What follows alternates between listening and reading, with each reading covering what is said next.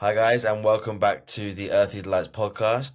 Today we're lucky to have Tatiana Fyodorov on the pod with us, who I was lucky enough to meet a couple of weeks ago at one of her very special events at Deep Chats. But we'll get more into that later on. First and foremost, Tatiana, how you doing? I'm doing really well. Last night I performed at one of my friend's shows, who he does, performances. He has singers come. And so, yeah, I did that last night. This week has been really nice because the sunny weather came back.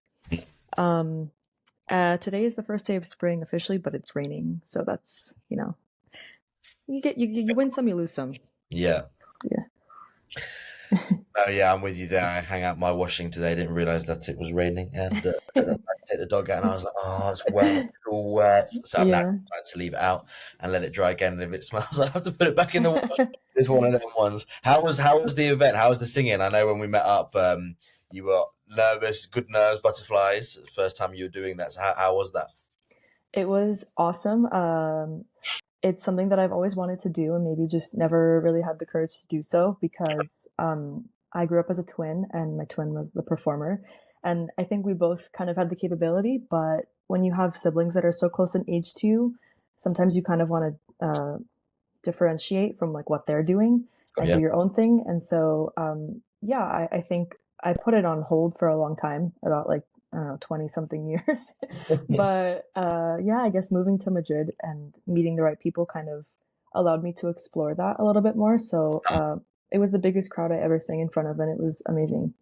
Beautiful, beautiful Yeah. stuff. It looked great. I was wondering if you were going to come on with a bit of a hangover today. Uh, No, I don't worry. I got rid of that earlier.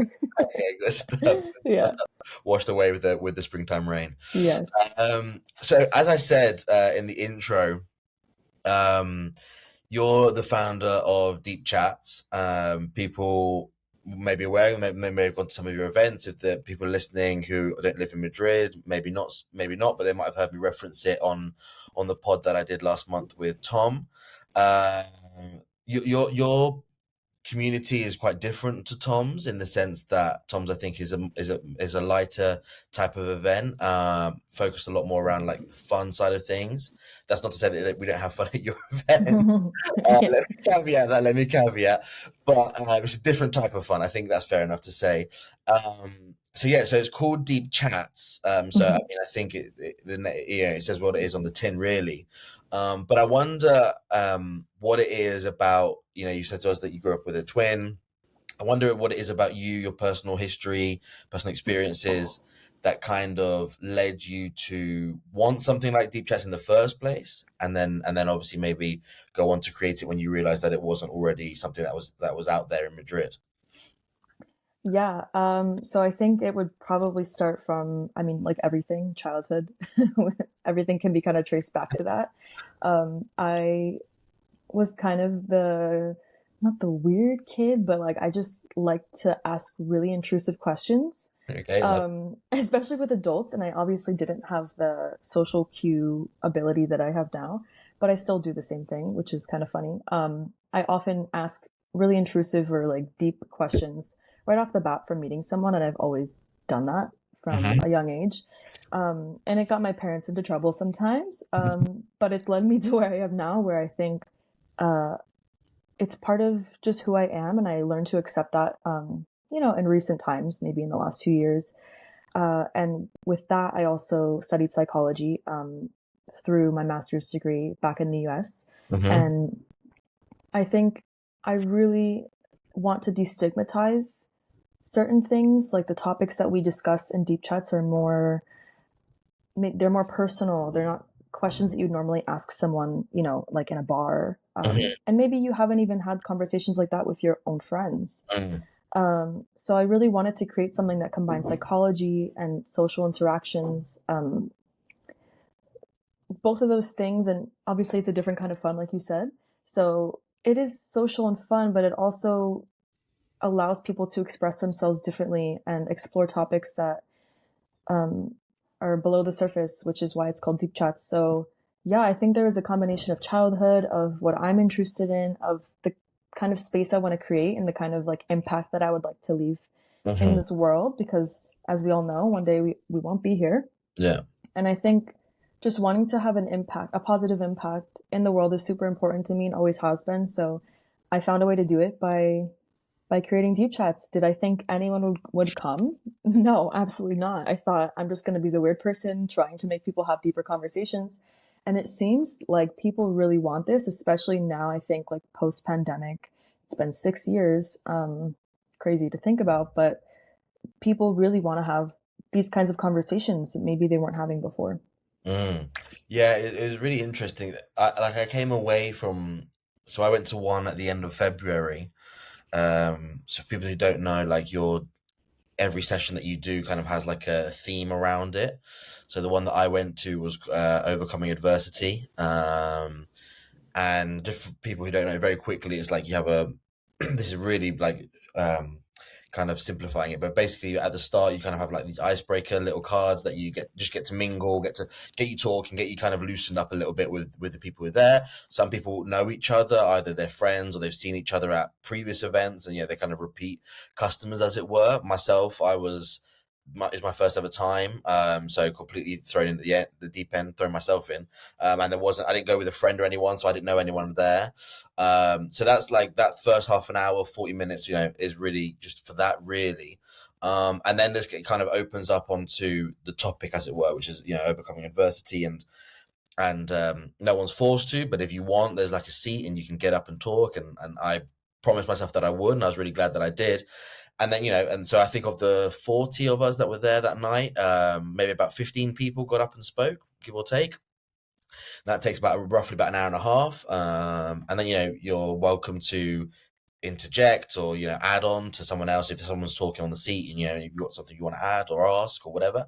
So it kind of just creates this like open discussion. And it got me thinking a lot about it, because I was talking to friends before I went, after I went, and I was like, maybe I shouldn't have done this, but I was basically weighing up like your event and like a Tom's event, and I haven't gone to Tom, so I have to say that off the bat. But it's so funny how for different different strokes for different folks, because like I had a load of friends who were like, oh my god, I'd much rather go to like one of Tom's events, well, just the idea, like at least there, you have a bit of fun, get drunk, like party type vibes, like that's easier. Like the idea of kind of going into this group of 40 people who you don't know and like getting real kind of intimate with it, that like scares the shit out of them. And then, but my thing was the complete opposite. I was like, see, actually, I find that so much less daunting than like having a party with people who I don't know. That, in a Mm-hmm. weird way, actually seems kind of more intimate in a weird kind of way. So different strokes for different folks. But then it got me thinking, like some people, the way people shared on, what they shared, some wrote poems, personal experiences, whatever. And there's like different levels to it. And it got me thinking, like you said, like, because sometimes, like, we had one girl there, I'm not going to say what her experience was, but it was a very, a very deep experience about, sexual abuse. And to some people, that might seem like, oh my God, like, what the hell? Like, how are you going to share that in front of like 40 people you don't know?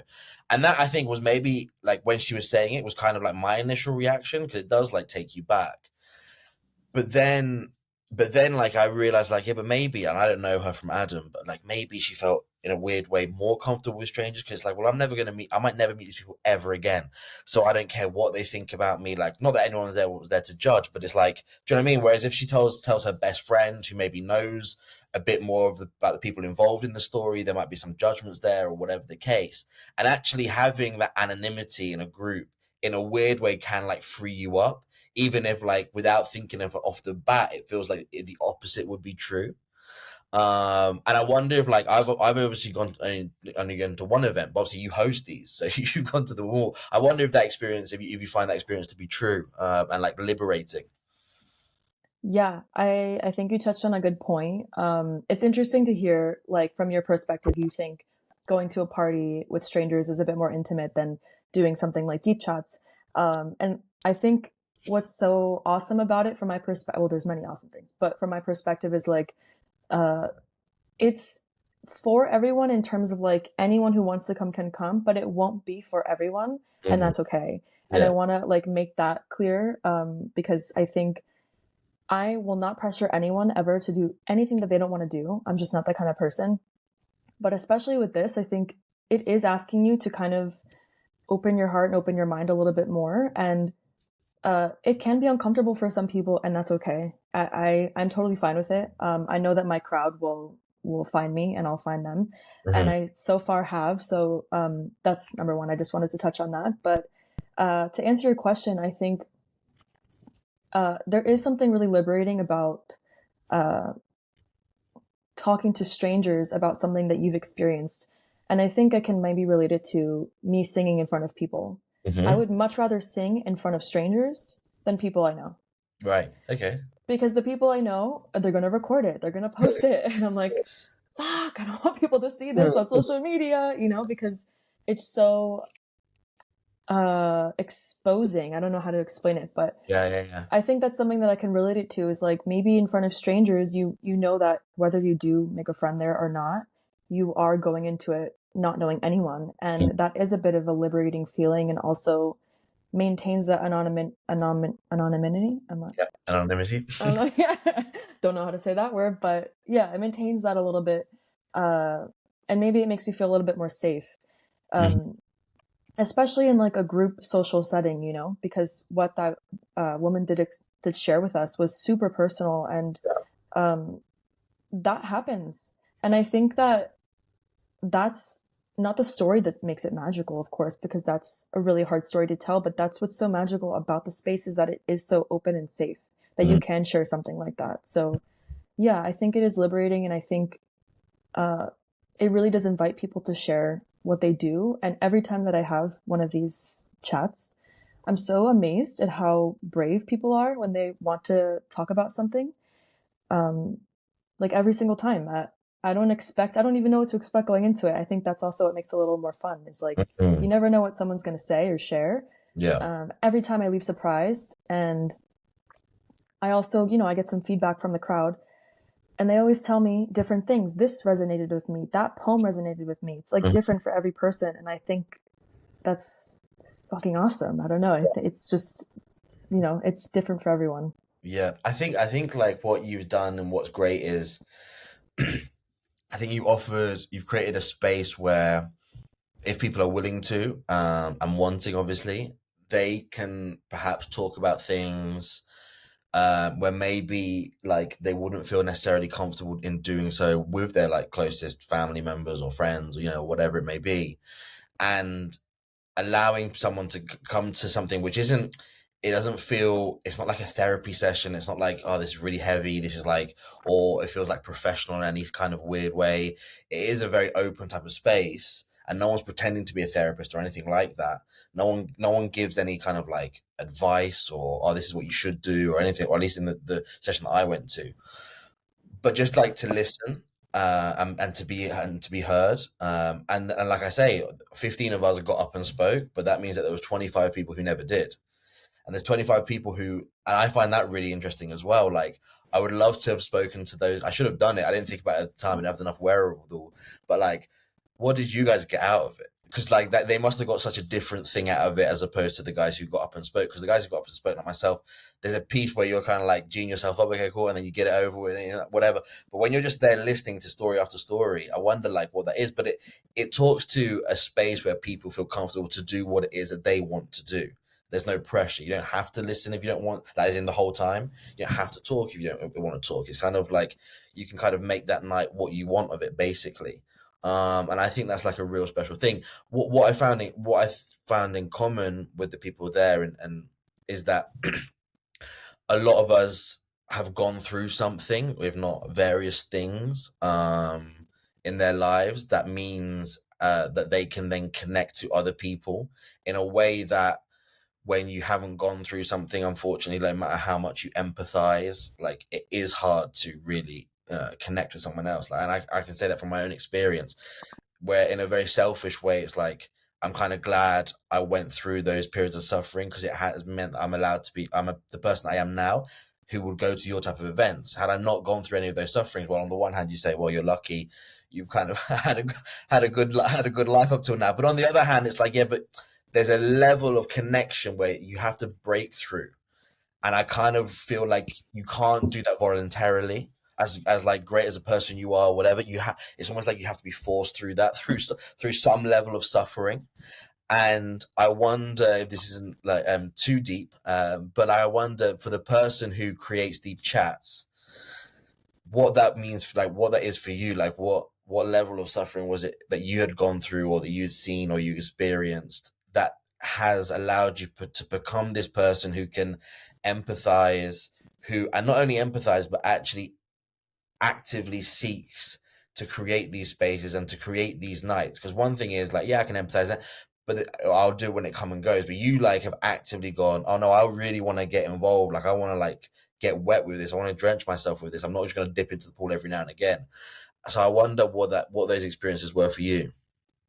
Yeah, and just so you know, nothing's ever too deep for me. I come from the psychology background. This is the kind of conversation that I want to have. And I like to say that TMI, stands for too much Yeah, information. To me, it's tell me immediately. love. So, Okay, um, beautiful. yeah, We'll be using that from now. yes, I need that like tattooed on my forehead or something because I would like to know everything and anything. Mhm. And I also am very open as well with my own experiences. I've actually never shared on a podcast or anything about my own experiences, but people who know me know I'm very open. So this is a great opportunity to share to the world. Um, I think what you said is true that, I mean, one can be born with empathy and that can just be natural. I think it's really hard to teach it to people unless you have gone through a similar experience. And that's kind of what you were just touching on. And I think my own suffering, my own experience in life, there's that nature versus nurture thing where you're born with certain qualities. Maybe I was born with a little bit of empathy, but the things that I've experienced in my life have definitely led me to where I am now. Mhm. Um, like I said before, it always goes back to childhood. And I think this is something super personal that I've never really openly shared with many people, but with the twin that I do have, her being in the spotlight and using that talent that she had, kind of left me not in the shadow, but, not entirely in the spotlight like she was. And obviously I kind of entertained myself and found things to do as a kid. And, I experimented with boredom and was very curious and just, Mhm. doing my own thing. And that was fine. And wouldn't say it's necessarily trauma. It's just something that I experienced as a kid. And so when I grew up, I often found myself in spaces like in school, in different social spaces where I didn't necessarily always feel like I belonged or that I was like a part of it. And to give an example, I grew up in South Florida, the Miami, Fort Lauderdale area. And so it's a very diverse population there. And a lot of the time, most of my friend group is from South America. So I was very influenced by Latino culture, which I Got ya. love. It shaped me. It's a part of who I am. But of course, I am not Latino or Hispanic in any way. um, I'm I have an Eastern European mixed background, and I grew up in the States. So for me, even though I love that culture and I love the way it shaped me, I never felt like I belonged. Right. And I was always looking for people that I could relate to. And I honestly don't think that I found it until I came to Madrid, um, with the international community and with finding people that maybe do feel out of place or left where they came from to experience something else because they didn't feel entirely aligned with where they were. And a lot of this is like different parts of my life, but really combined together just with the psychology background. I wanted to create something that not only made other people feel seen, but selfishly in a way made me feel seen as well. I put myself out there not knowing how it would work out, and it's working out pretty well. And um, it's given me that space to be able to express who I am and be this deep, sensitive, empathetic person, Yeah. deeply feeling, everything all the time. I think it's something that's more common than most of us are aware of, Mhm. and it's allowed me to find those people with these spaces. So I think that I feel really seen and heard in this community and in this space, and at the same time, I'm giving other people to feel the same, and that's like I couldn't think of anything better. Yeah. No, well put, well put. I've got a question because one of the things kind of that resonated with me about you is what you said about kind of feeling things deeply, whether that's for the better or for the worse, good emotions, bad emotions, whatever it may be. And I kind of like saw that within you and recognized it within myself. And one of the questions I have is, does it ever become too much? Like, does it ever, I know people in my life who are on their roller coaster isn't as steep. Good. I always like to think, well, when it goes good for them, they don't feel it as well as I feel it. Like it's not as fireworks as I feel it. The flip side to that coin is, yeah, but when it goes bad for them, it's not all world ending and shattering, and you're like sitting there weeks on weeks, like thinking about this thing and going over it and feeling it and all the rest of it. They kind of like, suck it up, and they just kind of roll on. Like they just assume that's just life. And I wonder, but and that's just me on a personal level, just like with my own life and whatever. But you have obviously your own personal life, but then you've got these events that, like I say, you put yourself out there for them to be successful as the founder, as the leader, as it were, of the session. You've obviously got to be deep, I think, and be open. Like if you came to an event closed, people would naturally kind of like feel that. I feel like that would rub off on the audience. You would then not really have a great night. Like it wouldn't be what the deep justice is supposed to be. So you got to come kind of as open as you possibly can be. So I wonder, does it ever get too much for you? That's a really good question. I think I used to not be very accepting of how deeply feeling I was, and I wanted to turn it off. But I think maybe as well as I know, it's really hard to do that, to turn that thing off. It's just instinctual. It's something that's part of you. Um, and like you said, yeah, for some people, they don't feel as deeply, and then they don't experience these really high highs and these really low lows. And yeah, am I jealous of them? Yes, sometimes, because when I am in those low lows, for example, I want nothing more than to just turn it off. Yeah. Um, I think after each event, because it is so charged with that deep energy, I do like to take a step back, and I need to, like, a couple days to process, because it is a lot. It's social, and it's not as intense maybe as like a therapy session, but it's still, we're talking about things that maybe you need to process for a little bit. Yeah, So absolutely. it does become a lot, but I have like my tools and in my own ways to kind of deal with it after living on this earth for 27 years like this. I've kind of developed a few ways to manage that, mostly in nature, if it's not raining outside, meditation, yoga, just really connecting to my mind and body, because if I don't, then I do get really overwhelmed, and it'll show up in other ways. I think it's really important to allow even the really shitty feelings to be Mm-hmm. felt, so that you can go through it instead of over it. My therapist a long time ago gave me this reference of like, there's like, a ball of whatever it is that you're going through. Right. And then most people just want to hop over it, but that ball's just going to keep rolling behind you. It's going to catch Yeah. up to you at some point. So rather than going over it, you have to find a way to go through it. Okay. And yeah, when I say like feel what you need to feel, that's kind of what I mean. Like Yeah. you just have to sit in the mud sometimes. Yeah. Yeah. And how is it for you as well? Because like, so the session that I went to, for example, um, you were obviously like coordinating it, telling us when, yeah, okay, so this is like the icebreaker session where we're going to do the cards and whatever, get mingling as it were. Okay, cool. This is ending now. This is where we come up to like the forum and like get to, if you want to come up and speak and this, that, and the other. But you actually yourself in that session, I don't know if that's the thing you do every session, but on that session that yourself, you didn't speak, but you sat there and listened to everyone and whatever. And then at the very end, like I noticed at the very end, we had like maybe another 20 minutes before we all left, kind of like mingling and whatever. And I noticed that like a lot of people came up to you, which is obviously, I get it, it's normal. Like you're the head of the night, as it were, and I'm sure a lot of them were some of your friends who you already know and whatever. But I was also like, that must be a lot as well, like because everyone else kind of mingles in with a little group, and then all of a sudden you're getting like the vast majority of the group is one by one kind of coming up to you and saying their piece, whatever that is. Maybe it's just a thank you, or maybe they're sharing something a bit more. So I wonder for you, like, how do you experience the events as the host, as opposed to the guest? Yeah, well, in the one that you came to, I didn't speak about like my own personal experience. I wanted to, but I was honestly enjoying what everyone else was saying so much that I was like, I don't need to speak.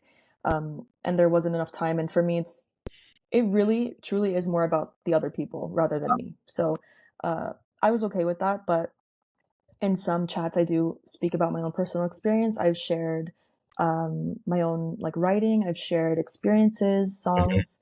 So it just depends. Like each chat is so different. The flow is just depending on the people who are there. Um, and as the host, yeah, it is a little overwhelming for people to come up to you, and you kind of have to just be on. Like Yeah, I know going into it, I have to really like meditate with myself for a little bit before, because I know it's going to be like the setup, the before, the during, the after is like, I don't know, roughly 4 hours, give or take. So for those 4 hours, I have to be on. And yeah, it is a bit uh overwhelming, like overstimulating for me because of how deeply feeling I am. But it's worth it. It's one of those like overstimulating experiences, and I'm like, I know that this is a good thing. Like I want to be able to talk to people who come to my events. I want to know how they found out about it, what resonated with them, um, why they came. I love to get to know the people who come. So for yeah, me, it's a worth it thing. And also talking about like when I'm hosting, I think that's something I really try to stick to. I've never actually spoken about this, but I don't want to be seen as like the expert person that like knows what to say and what to do, because I'm a human being too. yeah. And like there's so many things that I don't know, and I serve as a mediator and like a guide and a facilitator rather than like an expert that's coming in telling you like this is what we should do and this is what we should talk about. Yeah. It's that's why it's so open ended, because I want people to feel like, oh, I can really just be myself and talk here. I'm not in the presence of someone who like has more knowledge than me or is better than me in any way. And Mhm. that's something that I really stick to, and I try to like maintain throughout the chats. Yeah. The event, the chats. And you said like on your, well, I think maybe I can't remember if it was at the time, but certainly on your on the socials afterwards that that session, the Overcoming University one, was your favorite and the one that like most impacted you. Now, granted, I don't know if you say that after every session, No, I but don't. if I take you at face value, then that's what you said. And I'm interested, having not been to any of the other sessions, so I don't have any other reference point, but what it is for you, who's obviously been to them all, what it was that made that, because I feel for me that's just what Deep Chats is. Like that's the one that I got. So I wonder for you, like what it is that made that one so special, that resonated with you, and that kind of like stayed in your memory in that way. Well, I'm glad it was your first experience, because it was an awesome one. And it was my favorite. I don't say that after everyone. I think I've said that once about there was a topic, the unsaid. Mm-hmm. That was my reigning favorite before this one. Okay. So I promise I don't say it after everyone. But I think, when you start something and you don't really know how it's going to go, and over time it grows and it becomes more and more of what you want it to be or what you're hoping it's going to be. I Mm-hmm. think in the beginning, deep chats took off really quickly. But I would say over time, it's gotten more and more aligned to what I'm hoping it's supposed to be. Like it's getting more deep. More of the right people are coming. Um, over time, things just kind of naturally improve. And Mm-hmm. so this one in particular too, I had taken a few months of a break before because I had lost my job. Um, I was going through like visa issues here, just trying to make sure that I had all that squared away. Yep. And I'm a star girl, a crazy star girl. So the planets were doing things, and I felt like I was kind of in like a hibernation mode Okay. almost. So I didn't feel like I could get in front of a crowd and guide, a session like that, when I wasn't feeling confident and I wasn't feeling like myself. Yeah. So this one in particular was like my comeback of taking a break, not knowing if people would want to come after, so much silence and stagnation. Mm. Uh, and it was amazing because it sold out and everyone was so open, and the topic I really loved. I felt like it was something that resonated with me and with everyone, because I think everybody has gone through or overcome adversity in their life. Yeah. Um, so it was my favorite because it was a comeback. It was a good topic. And it over time it just has improved so much, and I feel like every time it gets a little bit better and better. Mm. And how is it that or what is it that makes you decide the topic for for the next event? What is it that is there something is it like an Excel that you have where you kind of tick them off, or is it like an inspiration thing where you're like, okay, I've finished that event. I actually don't know what's going to be the next event, but like I'm hoping that between now and then something will inspire me. How do you kind of come about that? Yeah, I have like notes in my room of like different topic ideas in my phone, on paper. Some of them I've done, some of them I haven't. And then sometimes I have an idea, and as time has gone on, I'm like, you know what, this would be better, or this resonates more with me right now. And I kind of just like, yeah, I allow the inspiration to take over sometimes. For this one that you went to, it was something that resonated with me the most. And it's really funny because every time I think of this, I'm like, how did I not think of that before? But Mm. I think it's a process of like allowing yourself to experience life and just seeing what comes to you naturally. Yeah. Um, of course, I've asked people who have come and potential chatters, so to speak, what they'd like to talk about, and I take that into consideration too. It's not just me, and I'm Yeah. the boss of everything. So, yeah, the last one was because it aligned with my life experience. Mm-hmm. Um, then in February of last year, no, yeah, last year, we did love and relationships because February is Valentine's Day month. Um, yeah, sometimes it's based on timing, sometimes it's based on my inspiration, and sometimes it's based on what people want to talk about. So it's really a mix. But every topic I've had, I love. Mm. Like it always just fits so well. I don't know how, but I'm trusting that it's just meant to be that way. Yeah, I think one of the keys is like you said, the open-endedness to it, like that it's not open and closed, like so overcoming adversity, but people came to that with like a million different kind of takes on that topic, as it were.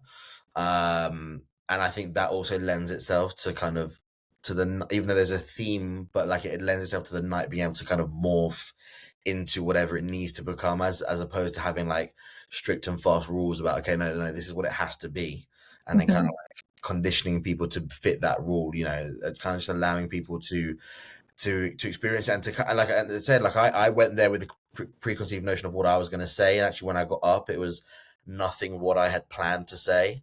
And so that kind of speaks to like the space that you had created.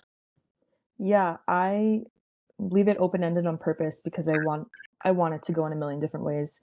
I mean, every topic that we have, you could take it based on your experience, maybe a song that you heard, maybe a poem that you wrote, or maybe a poem you found. It's really like anything that you want to say relating to the topic. And I love that it goes in a million different directions because it shows that we are all interpreting things so differently, Mm. and different things stick with us and maybe not with others. And like, for me, it's really cool to see how that all blends into the night because there's so many different people from so many different backgrounds, different countries, different languages. Like sometimes we have the English speaking and then it switches to Spanish, and like it kind of flows, and I just love to leave it open ended so it can be interpreted however, it's for you. It's for you to be able to speak on something that you want to in your own way. Yeah. Yeah. I'm glad that you kind of brought up the audience and like the backgrounds, because that was going to be my next like question. Um, like I when I went, like I was very much like, okay, you're an idiot for having all these preconceived notions of like what it's going to be or whatever. But one of like the things that I had in my head was like, okay, the audience and like who's like, let me think of the type of people who are going to be there. So in my head, I was like, well, it's going to be full of expats, that's for sure. And I think we've had two very different journeys in Madrid. I've kind of, for whatever reason, I've kind of stayed away from expats or immigrants, whatever you want to call them, and I've stayed like found my own Spanish circle. So that for me was like, oh, I don't really want that. Like, I don't want it just to be that. Like, but I was like, well, there's not going to be any Spanish people there because like the Spanish people they'll have their own little community, their own friend, but like they're not going to come to something like that. And then I was thinking like, oh well, surely, like, not in a good or a bad way, but in my head, I was like, there's only going to be single people. Because why would someone, in my own head, I was like, why would someone in a couple come along? Like, that doesn't really make much sense to me. Because surely, if they were going to talk about these things, they would talk about it within their relationship. Why would they have to come to an event like this to talk about it? Whatever. And then I get there, and it's like, yeah, there was a lot of expats, but there was also a lot more Spanish people than I expected. That's for sure. Yeah. The first person I spoke to was there with like his wife, and I was like, okay, definitely didn't expect that. And there were a few couples there, like, Hmm. so all of these like preconceived notions that I had going into it within like the first 10 minutes, basically, I was like, well, these have all gone out the window, which is a good thing, obviously. But I am interested in like you have that was obviously, like I say, I've only been to the one event, so I don't know if that I assume that that's kind of what they're mostly like, but I'm interested in like how if you've seen the demographic like evolve, or if it's kind of always been that way. If there's been anything that you guys have done to naturally shift one way or the other, like how has that all been for you guys? I am really proud that I have Spanish people coming to my events. I just have to say that, like, for me, I think for most foreigners here, uh, getting into that pocket of like having a Spanish friend, or for in your case, you have many Spanish friends, but I'm sure it wasn't like the easiest thing ever. You know, you really have to be open minded. You have to make sure you're learning the language to the best of your ability and using it all Yeah. the time. And that's something that I'm still working on as well. But I'm so proud of the fact that I do have Spanish people coming, given that I'm doing this in Spain. And if it was in a different country, it would be the same thing. Hmm. Because I think it shows that this is something that not only international people want, but locals of this country want, or other countries would want. Um, and it always has been that way. I don't know how. I don't know how that worked out, but yeah, I mean, personally, I do have a few Spanish friends that I've met in like in different ways. Some Uh-huh. of them actually through Tom's events, through Uh-huh. Giris de Mierda, which is super cool. Um, but yeah, there have been some that just come on their own. They heard about it, or their friend told them about it, and they wanted to come and find out what it was. Uh-huh. And I'm always shocked, Yeah. in the best way, but it always has been that way, and I see that trend continuing. And it's just, I'm so proud of it, really. Like, I do want to be able to integrate this more over time into the Spanish culture. I am looking into ways to do that at the current moment, actually, Mhm. and having someone to host and facilitate completely in Spanish, so that I don't have to, you know, butcher it while I'm doing it. Um, so yeah, it's something that has always been there, and I hope it continues, and I hope that I'm able to have a completely full speaking in Spanish chat. Mm. Yeah, yeah.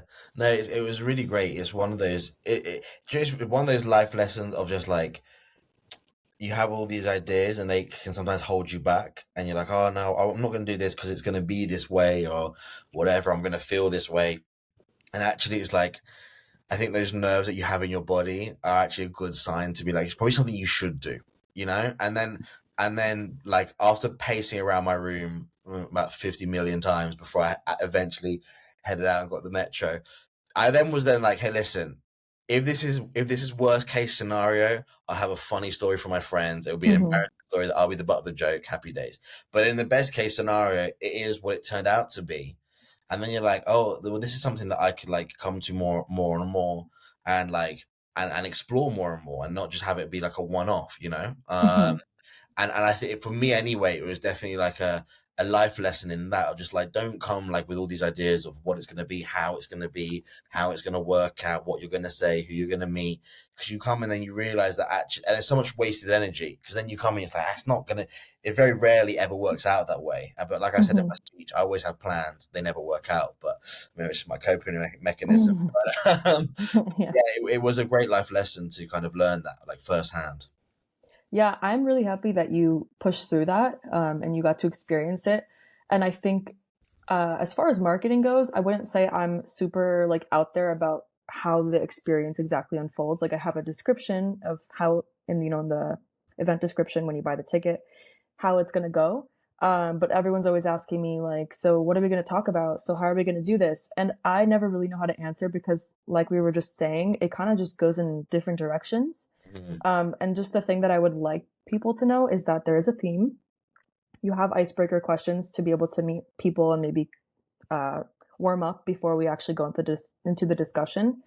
Um, and if you are hesitant about it, I completely understand, because if it were me on the outside looking at this kind of event, I would be like, what is that? You know? It's scary. Like, I'm not gonna, like, Yeah, you do your best, and but ultimately, like, you have to just get over, like, what it is it's the first 5-10 minutes. That's all it is. But it's just yeah, getting over that. It's just like you're standing on the, like, before we even do the icebreaker. Because obviously you got to wait for everybody to come. Like, you can't do the icebreaker before that happens. So I get it. So that first 5-10 minutes where you're like maybe standing on the edge of a group, and the thing is, to you, from your perspective, is like when everyone else is talking, it looks to you like they're all best mates and they've known each other for their hmm, whole lives, and you're the only new guy there.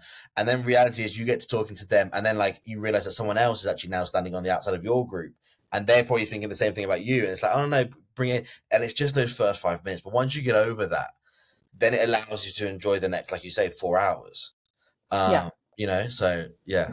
Yeah, I every time I look at the photos and videos from my videographer, everyone looks so like happy and smiling and chatting and like as if they've known each other for so long, but most of the people are strangers. So from the host perspective, like I have no idea if someone is like not knowing how to like integrate themselves, or and I don't really jump in that part, at least. Like I kind of just let it happen.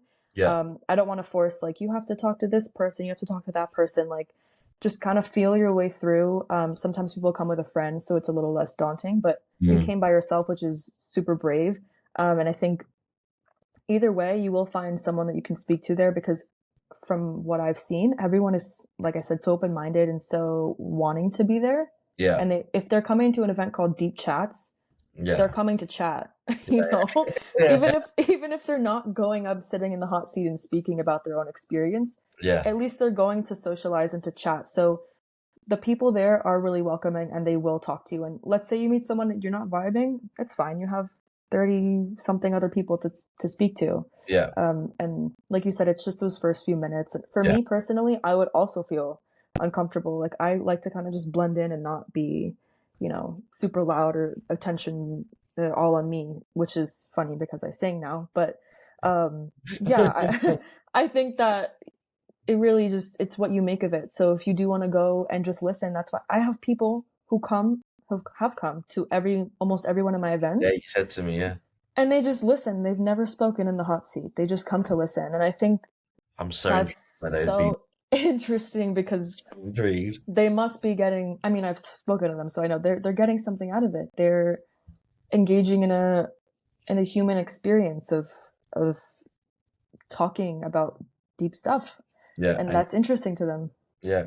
And I think as well what you've created as well, like, this is something that, like, the reason that I kind of went and forced myself to go was, I'm very lucky, and I have like my group of friends here in Spain, and kind of I've moved a lot throughout my life, and one of my like virtues, there may not be many, but one of them is that I have good like communication, like, and I put a lot of effort into that, so I maintain friends from all over. So I've got like, not, it's not a flex, but I've got a lot of friends.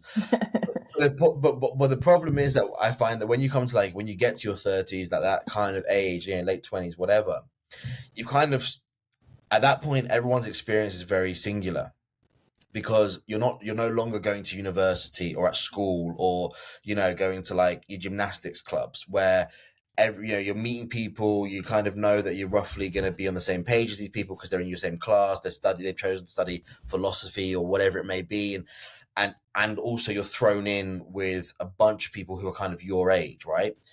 You get to 30 and all of a sudden, like, that kind of stops happening, really. And so then it's like, well, how do you, and then everyone has their like little friendship groups, which is great. Mm-hmm. But then, like, my thing is, because I've always had so many friends, I don't want to just get to 30 and be like, oh, this is my lot now. I still want to meet new people, and if you can make a new friend, why wouldn't you? That's like kind of my way of looking at things. But what's hard is, yeah, but where do I go? Like, Mm-hmm. you're not just gonna walk into a bakery and just start chatting to someone and be like, hey, do you want to meet for a beer? Mm-hmm. Because I'm like, are you mental? So it's like, well, how do I find these people? Like, how do I, And it's like, well, if I'm the one who's feeling this, I can't be the only one. There must be other people who are kind of feeling something similar. And Mm-hmm. then, and your event kind of offers that. of like, it's not like he's, we were all, I would say, I don't know, but roughly late 20s to maybe late 30s, it kind of looked like, give or take. But it's like everyone was there. It allows a space to get to know people in a way that's not weird, in a way that you feel comfortable talking to someone else, because you're like, well, if you're here, like you said, you're willing to chat. Like, that's the other thing. It's like, you don't want to approach someone. Like, if I saw you in a bar or something with your friends, maybe I probably wouldn't approach you. I'd be like, well, look at that girl, she's having a nice night, I don't want to bother her, whatever. But I see you in deep chats and I go, well, why wouldn't I go talk to her? That's the whole point of this event, is to go and talk to her. So I'm going to go talk to Yeah. her, see if we vibe and whatever. And I Yeah. think offering that space in a demographic like that is actually really, really important, because it gives them that space that I don't think exists in many other areas, to be honest. Yeah. I like to say that it's for all ages, and mostly the demographic is like anywhere from, I've had people as young as 18 to, I actually had someone, I think they were in their 70s. It was someone's mom who came. Oh, sick. Yeah, that was actually from the other favorite chat that I had, the unsaid. Or no, I don't know what theme that was, but anyway, that was a really good one. And I think it is really important to have those third spaces, I think is the term for it. Okay.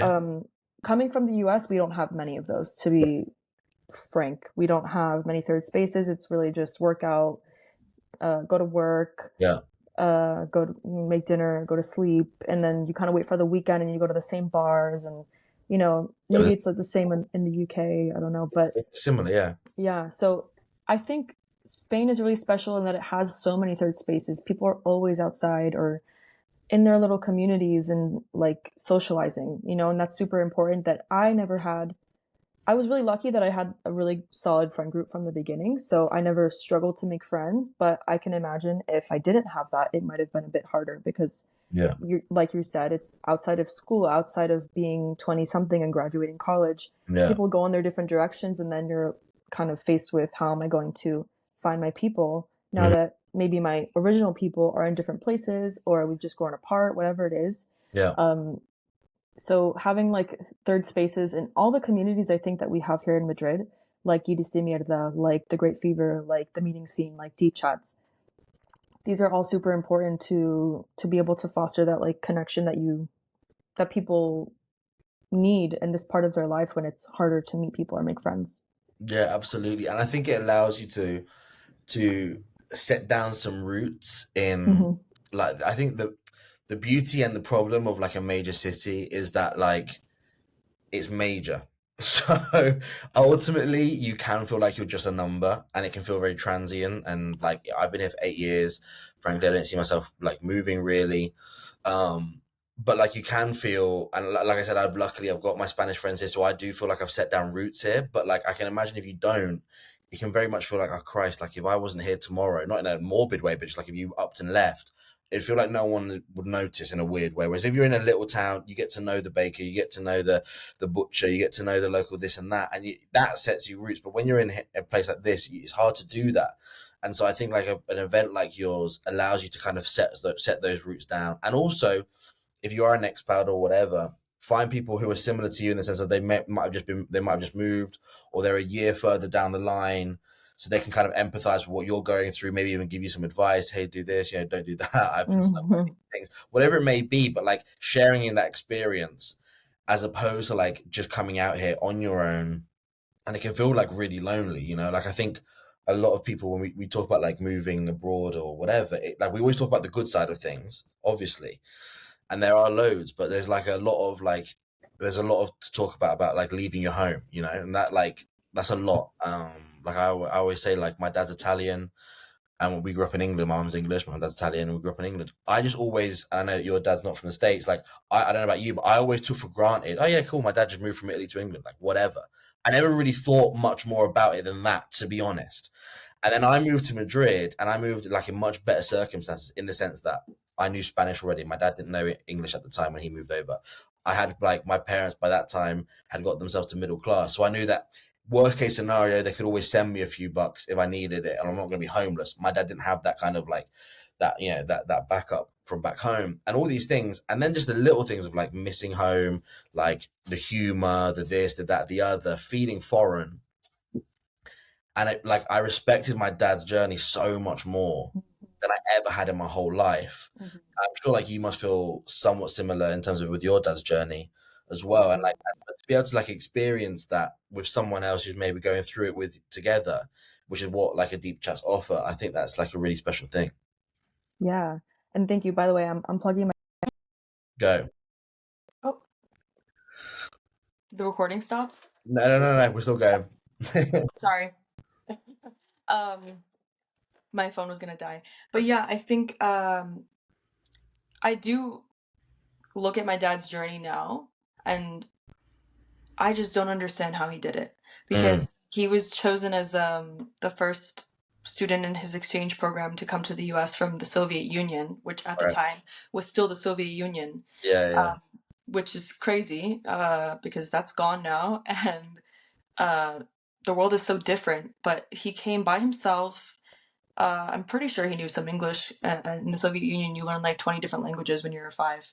Right. So, it's something that I think he really just put himself out there and just went for it. And it was for school, but he has so many stories about like traveling around the U.S. on like a Greyhound bus, uh, which I don't know if anyone's familiar with. Like if you do that now, it's kind of dangerous. It's not really Mhm. recommended to be Right. doing that.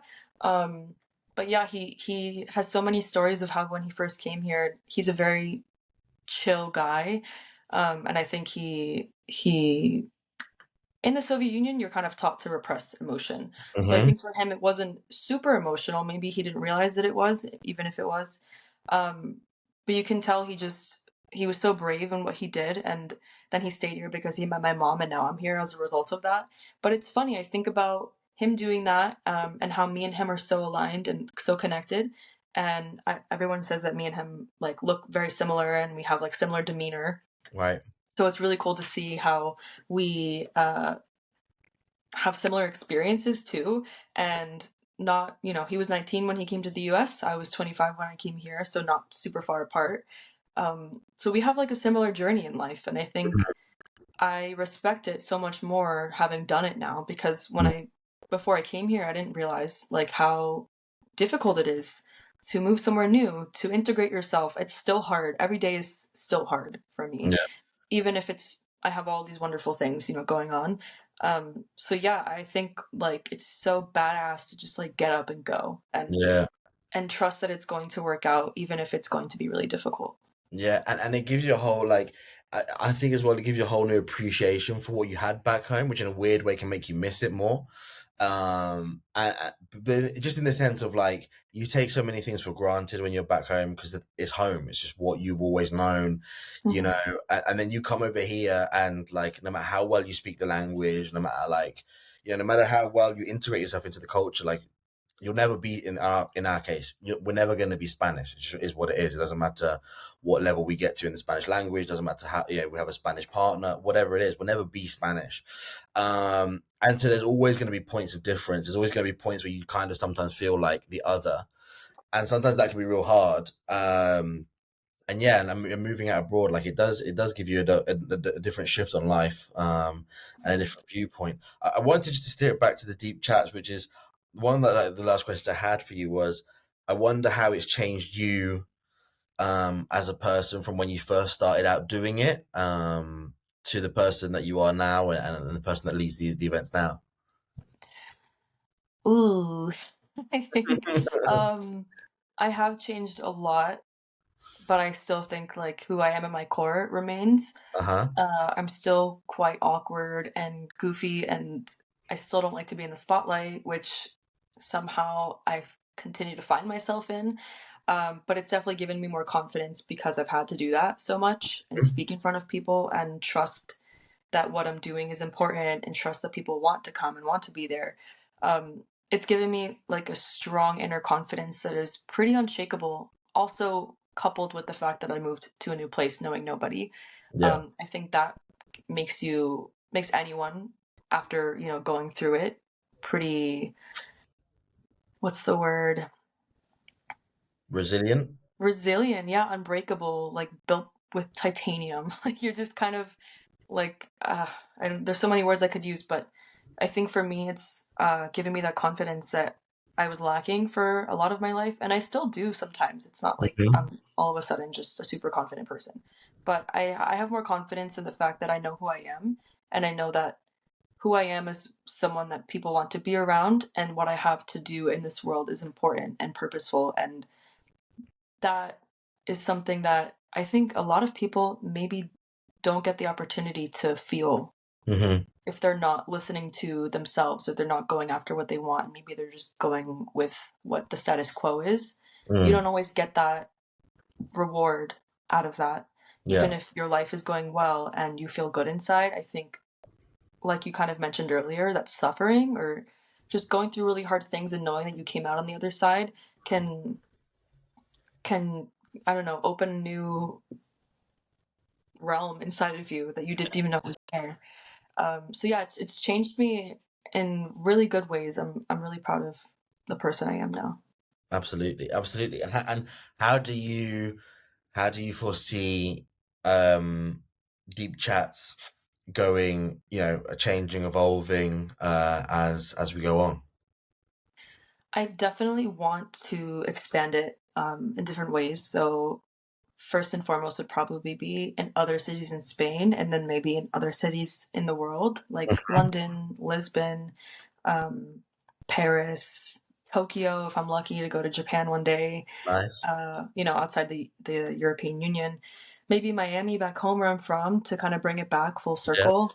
And then as well as maybe doing other different things like retreats, and different offerings other than the events that I'm normally doing, Yeah. because I love them and I think they've really changed a lot about my life and about other people's lives, and I want to continue that, and I definitely want to see in which ways it can grow. Beautiful. Beautiful. Yeah. Well, I'm happy to leave it here. I think what you're, if you'll allow me, what you've created is like a real beautiful thing.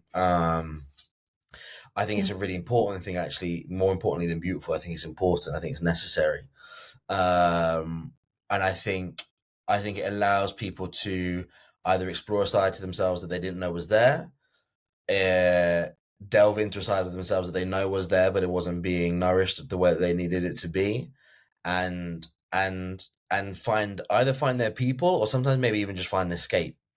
Both are valid. And I And think find themselves. yeah, exactly. And I think what you've done is beautiful in that way, and really, like, just long may it continue. And I think as well the ripple effects of that. Obviously, you won't be able to. Some of them you will be aware of, but the vast majority of them you'll have no idea of.